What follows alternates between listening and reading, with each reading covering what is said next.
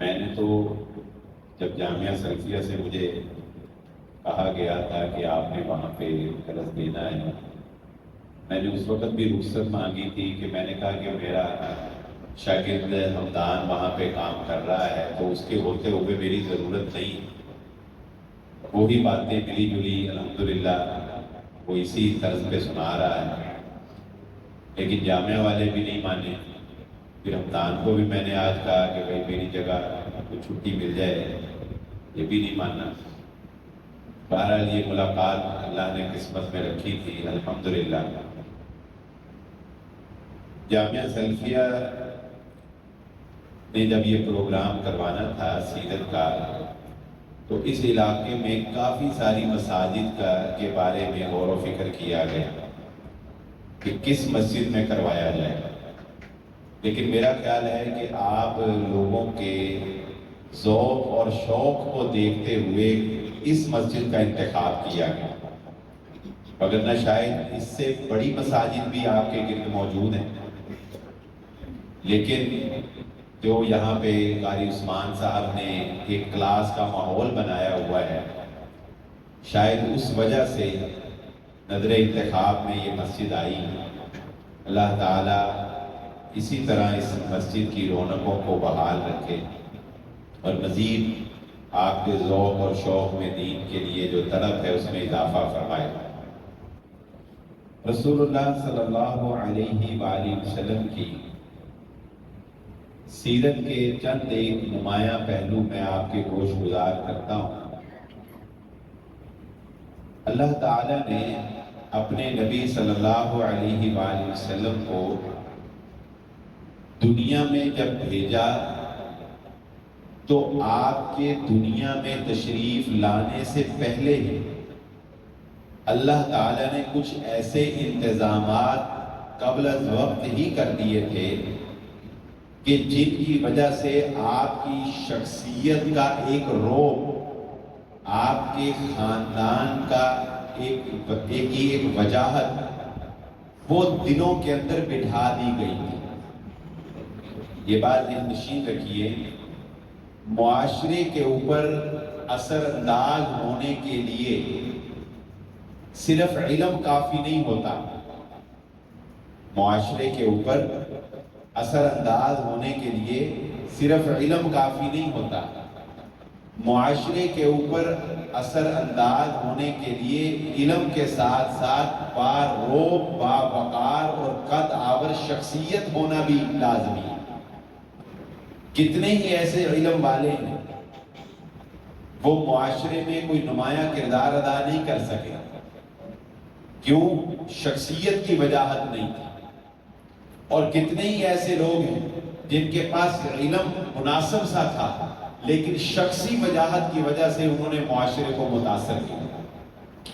تو اللہ کے نبی صلی اللہ علیہ وآلہ وسلم کو اللہ تعالیٰ نے شخصی روب عطا کرنے کے لیے آپ کی آمد سے پہلے ہی کچھ انتظامات کر دیے، جیسا کہ مثال کے طور پہ یہ بات ہم جانتے ہی ہیں کہ خدمت خلق میں بیواؤں کے کام آنا، ضرورت مندوں کی ضرورت کو پورا کرنا، بے سہارا کا سہارا بننا، مہمان نوازی کرنا،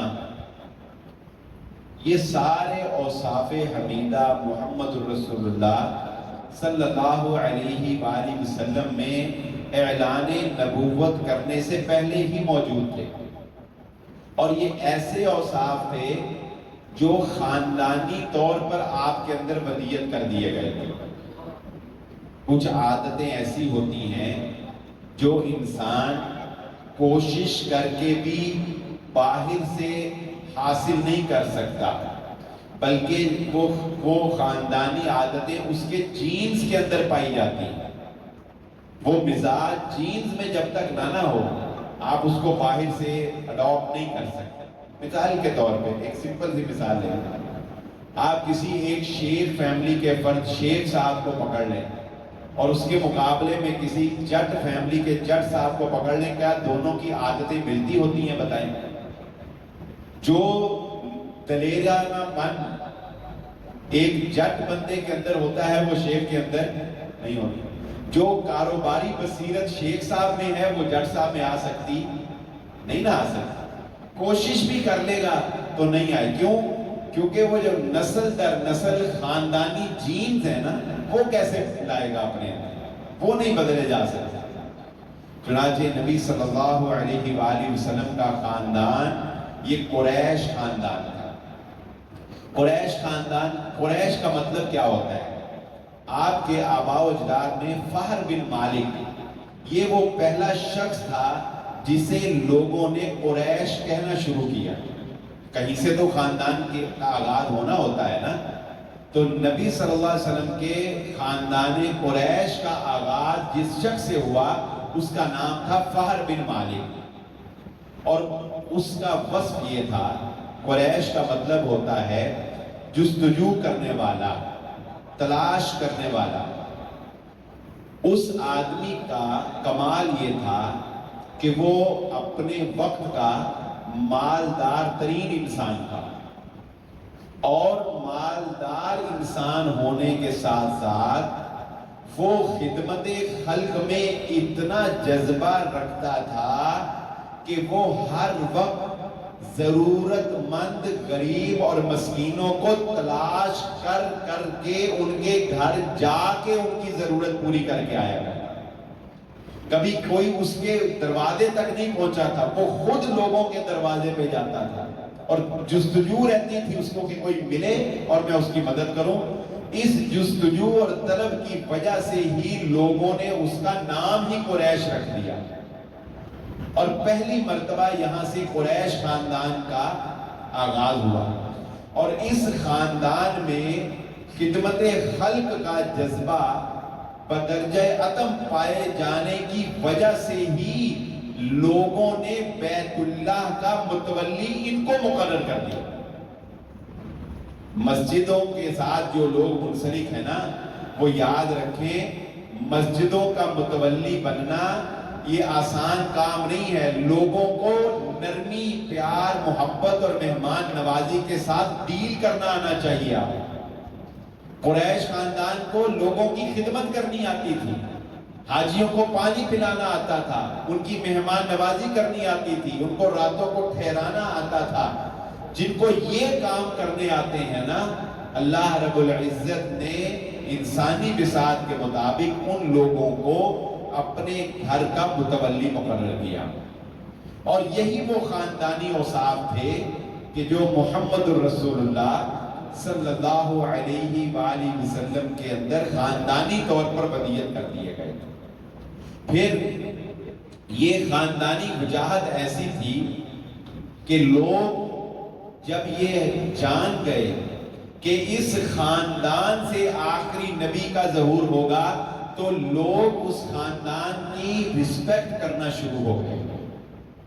ابرہہ کا واقعہ آپ نے سنا ہوگا، جس وقت اس نے الم تر کیف فعل ربک باصحاب الفیل، جسے قرآن نے فیل کا واقعہ یعنی ہاتھی والوں کا واقعہ قرار دیا ہے، جب اس نے بیت اللہ کے اوپر حملہ کیا تو وہ ہاتھیوں کا ایک لشکر اپنے ساتھ لایا، اور اس نے شہنشاہ روم کو بطور خاص خط لکھا، اور اس نے کہا کہ ہاتھیوں کی فوج کا جو سپہ سالار ہے، جو سب سے بڑا ہاتھی، اس کا نام تھا، اس کا نام رکھا تھا انہوں نے محمود.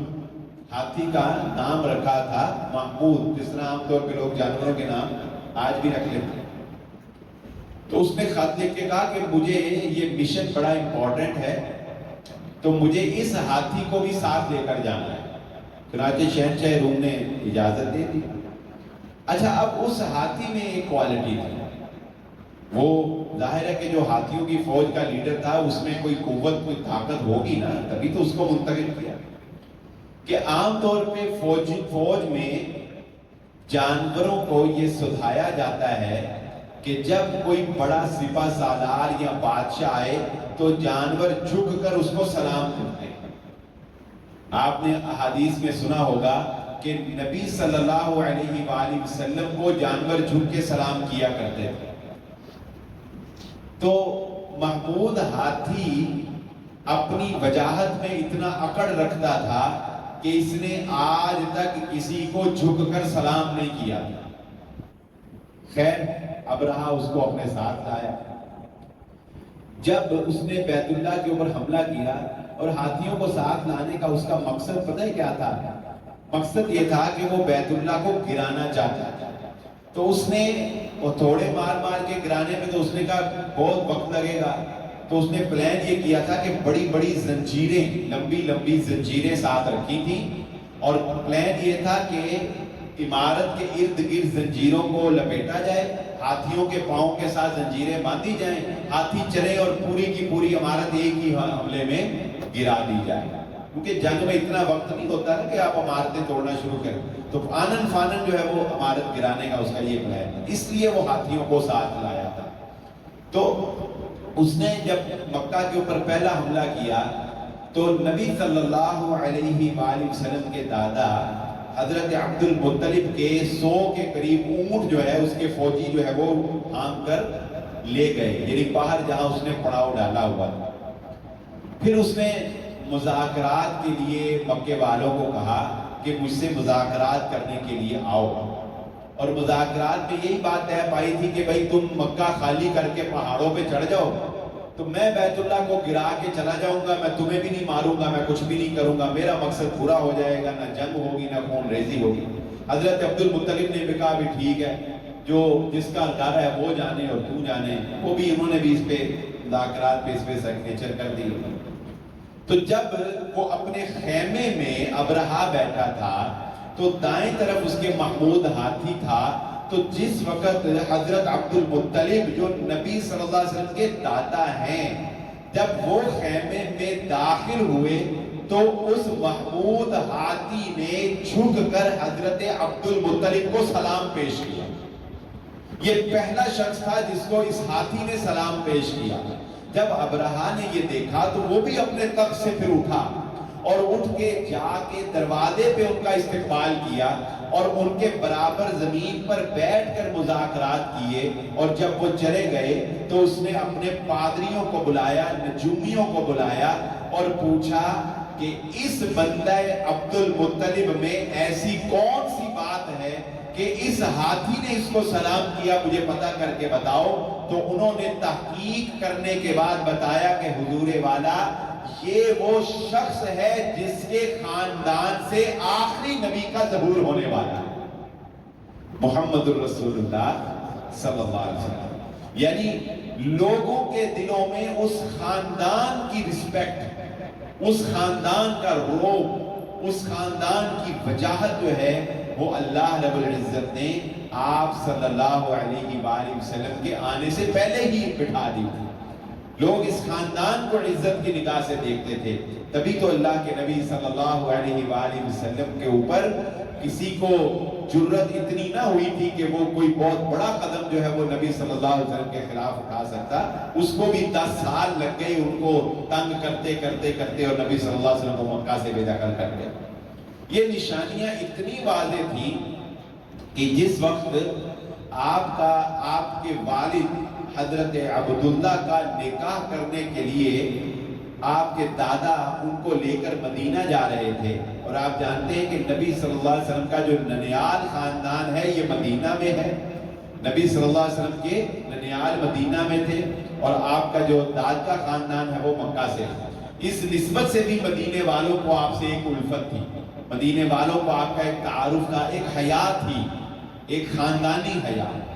تو جس وقت جا رہے تھے تو راستے میں ایک عورت بنو اسد قبیلے کی ملی. اس نے جب حضرت عبداللہ پہ نظر ڈالی تو اس نے حضرت عبداللہ کو پیشکش کی کہ میں آپ کے ساتھ تعلق قائم کرنا چاہتی ہوں، کیا آپ میرے ساتھ تعلق قائم کریں گے؟ تو حضرت عبداللہ نے انکار کر دیا. پھر جب نکاح ہو گیا تو کچھ عرصے کے بعد اسی طرح سفر پر دوبارہ اس عورت سے حضرت عبداللہ کی ملاقات ہوئی، اور حضرت عبداللہ نے اس عورت کو کہا کہ اگر اب میں تم سے نکاح کرنا چاہوں تو کیا تم مجھ سے نکاح کرو گی؟ کیا تم مجھ سے نکاح کرنا چاہو گی؟ تو اس عورت نے کہا کہ عبداللہ اب میں آپ سے نکاح نہیں کرنا چاہتا، میں آپ سے نکاح نہیں کروں گا۔ ٹھیک ہے۔ وہ عورت جو پہلے چاہتی تھی کہ کسی طرح اس بندے سے میرا تعلق بن جائے، آج وہ عورت اس کے کہنے پہ اس کو انکار کر رہی ہے۔ تو پھر اس عورت نے پوچھا کہ عبداللہ ایک بات بتاؤ، میری پہلی ملاقات اور اس ملاقات کے درمیان کوئی ایسا کام تم نے کیا ہے جو زندگی میں پہلے نہیں کیا؟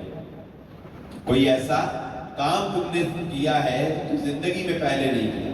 تو حضرت عبداللہ نے کہا کہ اور تو مجھے کچھ یاد نہیں ہے، مگر میں نے نکاح کیا ہے۔ جب تم سے پہلے ملاقات ہوئی تھی تو میں نے نکاح نہیں کیا تھا، ہاں اب جو ملاقات ہوئی ہے اس دوران میں نے صرف نکاح کیا ہے۔ تو اس عورت نے پھر اس وقت حضرت عبداللہ کو کہا تھا کہ عبداللہ، وہ نشانی جو میں نے تمہاری پیشانی پہ دیکھی تھی وہ تمہاری بیوی میں منتقل ہو گئی، تمہیں مبارک ہو، تم ایک نبی کے باپ بننے والے صلی اللہ علیہ وسلم۔ یعنی اللہ کے نبی صلی اللہ علیہ وآلہ وسلم کی آمد اتنی واضح تھی، مکے والوں کے لیے بھی، مدینے والوں کے لیے بھی، یہودیوں کے لیے بھی، انصار کے لیے بھی۔ یعنی یہ کوئی آپ کا آ جانا کوئی بالکل اچانک نہیں تھا کہ حیران کن طور پر، بلکہ وہ لوگ منتظر تھے، ان کو خاندان کا پتہ لگ چکا تھا، ان کو آپ کے آباء و اجداد کا پتہ لگ چکا تھا، اور بس اب منتظر تھے کہ کس وقت کوئی لمحہ ہوگا اور وہ نبی آخر الزمان محمد مصطفیٰ صلی اللہ علیہ وآلہ وسلم دنیا میں تشریف لائے۔ تبھی تو آپ دیکھیے کہ جس نے بھی بچپن میں بھی نبی صلی اللہ علیہ وآلہ وسلم کو دیکھا، اس نے بچپن میں ہی اللہ کے نبی صلی اللہ علیہ وآلہ وسلم کی تصدیق کر دی اور آپ پر ایمان لے آیا۔ ایک عیسائی دو واقعات وہ سنا کے بات کو ختم کرتے ہیں۔ اللہ کے نبی صلی اللہ علیہ وآلہ وسلم جس وقت اپنی ٹین ایج میں تھے، یعنی ابھی سمجھ لیں کہ 12-13 سال کی عمر میں، تو آپ اپنے چچا ابو طالب کے ساتھ شام کے سفر پر گئے۔ راستے میں ایک درخت تھا جو خشک ہو چکا تھا، اور اس درخت کے پاس ایک راہب، ایک عیسائی راہب نے اپنا حجرہ بنا کے رہبانیت اختیار کی ہوئی تھی۔ رہبانیت آپ جانتے ہیں کیا ہوتی ہے؟ صرف اللہ اللہ کرنا، دنیا کو چھوڑ دینا، اسلام میں جائز نہیں ہے۔ میں کھٹکتا ہوں دل یزداں میں کانٹے کی طرح، تو فقط اللہ اللہ اللہ۔ یہ نظم پڑھنے والی ہے، ضرور پڑھیں، اقبال کی نظم ہے۔ ابلیس اور حضرت جبرائیل علیہ السلام کا مکالمہ، ابلیس اور حضرت جبرائیل دونوں آپس میں بات چیت کرتے ہیں۔ حضرت جبرائیل ابلیس سے کہتے ہیں کہ کیسی گزر رہی ہے اس جہاں میں تیری، اور ابلیس حضرت جبرائیل کو کہتا ہے کہ میں نے ہی تو یہاں پہ رونقیں لگائی ہیں، بڑی دلچسپ ہے۔ اس نے کہتا ہے میری وجہ سے ہی تو یہاں پہ یہ دریا اور یہ خون ریزیاں اور یہ عورت کا تماشا اور یم بیم یہ جو کچھ ہو رہا ہے، ابلیس کہتا ہے میری وجہ سے ہے۔ تو جس کی وجہ سے ابلیس کہتا ہے اتنی رونقیں ہوں، اس کے حق میں تکنا تو اچھا ہے یا لا تکنا تو؟ بڑی دلچسپ ہے۔ تو اس کا آخری جو ابلیس تانا دیتا ہے حضرت جبرائیل کو، وہ یہ ہے کہ میں کھٹکتا ہوں دل یزداں میں کانٹے کی طرح، کہ جبرائیل دیکھ میں نے دنیا میں برائی کو کیسے پھیلایا ہوا ہے، اور آپ کیا کر رہے ہیں؟ فقط اللہ اللہ اللہ۔ تو وہ بتانا اقبال یہ چاہتا ہے کہ مسلمان کا کام، انسان کا کام یہ نہیں ہے کہ وہ برائی کو ہوتا دیکھے اور اللہ اللہ کرتا رہے، اس کا کام ہے برائی کو روکنے کے لیے امر بالمعروف اور نہی عن المنکر کا کام کرے۔ مست رکھو ذکر فکر صبح گاہی میں اسے، پختہ تر کر دو مزاج خان خواہی میں اسے۔ یہ بھی ابلیس کی مجلس شورا کا آخری شعر ہے، یہ بھی نظم پڑھنے والی ہے، کہ جس میں ابلیس کہتا ہے کہ اس قوم کو، امت مسلمہ کو مارنے کا ایک ہی طریقہ ہے کہ انہیں اللہ اللہ کے اوپر لگائے رکھو، یہ اور کچھ نہ کریں، یہ دنیا کے جو معاملات ہیں ان سے یہ دور رہیں۔ تو عیسائیت میں یہ اللہ اللہ جائز تھا، رہبانیت اختیار کر جاتے تھے۔ تو اس نے اس درخت کے قریب کٹیا بنا کے رہبانیت اختیار کی۔ اب ایک سمپل سی بات ہے، انسان سفر میں ہو تو کبھی بھی خشک درخت کے ساتھ کوئی بھی ٹیک لگا کے نہیں بیٹھتا، سائے والے درخت میں لوگ بیٹھتے ہیں۔ لیکن ہوا کچھ ایسے کہ وہاں سے قافلہ گزر رہا تھا، اللہ کے نبی صلی اللہ علیہ وسلم تھک گئے، اللہ کے نبی صلی اللہ علیہ وسلم وہاں رکے اور آپ نے اس درخت کے ساتھ ٹیک لگا کر آرام کرنے کے لیے بیٹھ گئے۔ ٹیک لگانے کی دیر تھی کہ وہ راہب دوڑتا ہوا آیا اور اس نے آ کر حضرت ابو طالب سے کہا مجھے اس بچے کا تعارف کرواؤ۔ انہوں نے اس کا خاندان بتایا، اس کا نسب بتایا۔ اس نے اسی وقت کہا اے محمد صلی اللہ علیہ وسلم، میں آپ کے اوپر ایمان لاتا ہوں، میں گواہی دیتا ہوں کہ آپ اللہ کے نبی ہیں، میں آپ کے اوپر ایمان لایا۔ اس نے کہا میں نے سند در سند حضرت عیسیٰ علیہ السلام سے یہ بات سنی تھی کہ اس درخت کی ٹہنی کے ساتھ ٹیک لگانے والا شخص جو ہے وہ آخری نبی محمد مصطفیٰ صلی اللہ علیہ وسلم۔ اور کہتے ہیں پھر مورخین نے لکھا کہ آپ کے بیٹھے بیٹھے وہ درخت جو ہے وہ ہرا بھرا ہو گیا اور اس کی چھاؤں میں محمد رسول اللہ صلی اللہ علیہ وسلم نے آرام کیا۔ یعنی اس قدر واضح نشانیاں تھیں کہ بچپن میں ہی لوگ جان گئے اور بھانپ گئے تھے کہ یہ نبی محمد رسول اللہ صلی اللہ علیہ وسلم اللہ کے آخری نبی ہیں۔ یہ آپ کی آمد اور آپ کی سیرت کا ایک نمایاں پہلو ہے کہ نبی صلی اللہ علیہ وآلہ وسلم کے وقار کو اللہ نے اس طرح بلند کیا۔ حضرت ورقہ بن نوفل جو آپ کے اعلان نبوت سے پہلے وفات پا گئے تھے، انہوں نے جب محمد رسول اللہ صلی اللہ علیہ وآلہ وسلم کے بارے میں سنا تھا تو انہوں نے اس وقت کہا تھا کہ محمد صلی اللہ علیہ وسلم آپ ہی وہ آخری نبی ہیں، یہ وہی فرشتہ ہے جو موسیٰ اور عیسیٰ کے پاس آتا تھا۔ کاش کہ میں اس وقت زندہ ہوں تو جس وقت آپ کی قوم آپ کو یہاں سے نکال دے گی تو میں آپ کا اس وقت ساتھ دیتا۔ اسی لیے ان کے جملوں کی وجہ سے بعد مورخین کا خیال ہے کہ سب سے پہلے نبی صلی اللہ علیہ وسلم پر ایمان لانے والا جو شخص ہے وہ حضرت ورقہ بن نوفل ہے، اور ان کے جنتی ہونے کی ایک بڑی زبردست بشارت اللہ کے نبی صلی اللہ علیہ وسلم نے بیان فرمائی۔ حضرت عائشہ صدیقہ رضی اللہ تعالی عنہ نے نبی صلی اللہ علیہ وسلم سے ایک دفعہ پوچھا تھا کہ ورقہ بن نوفل کا سٹیٹس کیا ہے، یعنی ان کا کیا بنا جنت میں جہنم میں، کیا بنا ان کا؟ تو نبی صلی اللہ علیہ وسلم، یہ بڑی پیاری مثال ہے اور یہ مثال آپ کو زندگی میں اکثر کا اوقات کام بھی آئے گی، کیونکہ نبوت کا 40واں حصہ جو ہے مبشرات یعنی سچے خوابوں کی صورت میں باقی ہے، اور خواب آتے ہیں ہم، اور اکثر ہمیں اپنے فوت شدگان جو ہے وہ بھی خوابوں میں نظر آتے ہیں۔ تو نبی صلی اللہ علیہ وسلم نے فرمایا کہ ورقہ بن نوفل جنتی ہیں کیونکہ میں نے ان کو خواب میں سفید لباس کے اندر دیکھا ہے، اگر وہ جنتی نہ ہوتے تو وہ سفید رنگ میں نہیں بلکہ کسی اور رنگ کے لباس میں نظر آتے۔ اس سے ایک یہ بات بھی پتہ چلی کہ فوت شدگان کو سفید لباس میں دیکھنا یہ اس بات کی علامت ہے کہ اللہ رب العزت نے ان کو جنت میں داخلہ عطا کر دیا ہے۔ یہ ایک بہت بڑی نوید اور ایک بہت بڑی خوشخبری۔ اور دوسری روایت سے اس کی تائید بھی ہوتی ہے کہ نبی صلی اللہ علیہ وسلم نے کہا کہ میں نے حضرت ورقہ بن نوفل کو جنت کے صحن کے اندر دیکھا۔ تو بات کرنے کا مختصر لب لباب اور خلاصہ کلام یہ ہے کہ یہ ربیع الاول کا مہینہ، اس بات میں کوئی دو رائے نہیں ہے کہ نبی صلی اللہ علیہ وآلہ وسلم کی دنیا میں تشریف آوری کا مہینہ ہے۔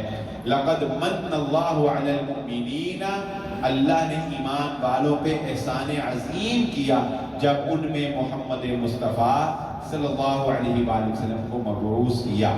تو اس مناسبت سے ہمیں سیرت کے کاموں کو، سیرت کے واقعات کو اور سیرت کی باتوں کو اجاگر کرنا چاہیے۔ جو کچھ ہو رہا ہے اس پہ تو کچھ کہنے کی ضرورت نہیں، کیونکہ اب تو جو کروانے والے تھے انہوں نے بھی ہاتھ جوڑے ہوئے۔ آپ نے وہ مفتی اکمل صاحب کا کلپ سنا ہوگا نا، انہوں نے کہا یا جان دو اسی یہ کچھ تے نہیں سی کیا کرن واسطے، اسی جی اتنا کہنے سی منا لو پر تجھے تے منان دی اخیر ہی کرتے ہیں کیوں جی جو دروازہ جو کھول دینا تو پھر آگے راستے بند کیے جانے جب آپ نے بدعت کا راستہ جو کھول دیا پھر لوگ آگے اپنی مرضی سے جو کچھ مرضی کرتے پھر اب لوگ ناچ پہ ڈانس بھی کر رہے ہیں اب لوگ لڑکے لڑکیاں جو ہیں وہ باہر جو ہے وہ ڈیٹ بھی منا رہے ہیں نمازوں کی فکر کوئی نہیں ہے جلوس کے چکر میں جو ہے وہ سب کچھ ہو رہا ہے وہ کہتے ہیں کہ خدا را یہ دین نہیں ہے تو یہ تو ہم شروع سے کہہ رہے ہیں کہ یہ دین نہیں تو اس لیے اصل جو کام کرنے کا ہے لیکن انسان موقع کی مناسبت سے گفتگو کرتا ہے اور گفتگو سننا چاہتا ہے اب میں اگر آج آپ کو رمضان کے فضائل اور رمضان کی فضیلت بیان کرنا شروع کر دوں تو کوئی سمجھ آئے گی کوئی گل پلے پہ تو کہنا یار چنگا ہے وہ کتنے رمضان پہ ہے یا میں قربانی کے مسائل شروع کر دوں تو قربانی آنے تک یاد رہیں گے اچھا 6 ستمبر کو یوم دفاعی منایا جاتا ہے نا کیوں جی 6 ستمبر کو یوم دفاعی منایا جاتا ہے نا کوئی اور دن تو نہیں منایا جاتا ہے 6 ستمبر کو آپ لیبر ڈے تو نہیں منا سکتے 14 اگست کو یوم آزادی قیام پاکستان کا دن ہی منایا جائے گا نا کیوں جی ایسے ہی تو انسانی طبع ہے جو موقع ہوتا ہے جو مناسبت ہوتی ہے اس کے مطابق کی بات کی جاتی ہے اور کرنی بھی چاہیے انسان طبعاً اس کو پسند کرتا ہے تو یہ جو سیرت کا پروگرام ہے ربیع الاول کی مناسبت سے رکھا گیا ہے اور ربیع الاول 9 ہو 12 ہو یا کوئی بھی دن ہو اس میں تو دو رائے نہیں ہے کہ آمد مصطفیٰ صلی اللہ علیہ وسلم کا مہینہ وہ ربیع الاول ہی ہے اور اسی میں آپ صلی اللہ علیہ وسلم کی وفات ہوئی تو اس لیے اس ماہ مبارک کو سیرت کے عنوان سے اور سیرت کے واقعات سے ہمیں روشن کرنا چاہیے نبی صلی اللہ علیہ وآلہ وسلم کا مقام و مرتبہ وہ دلوں میں اجاگر کرنا چاہیے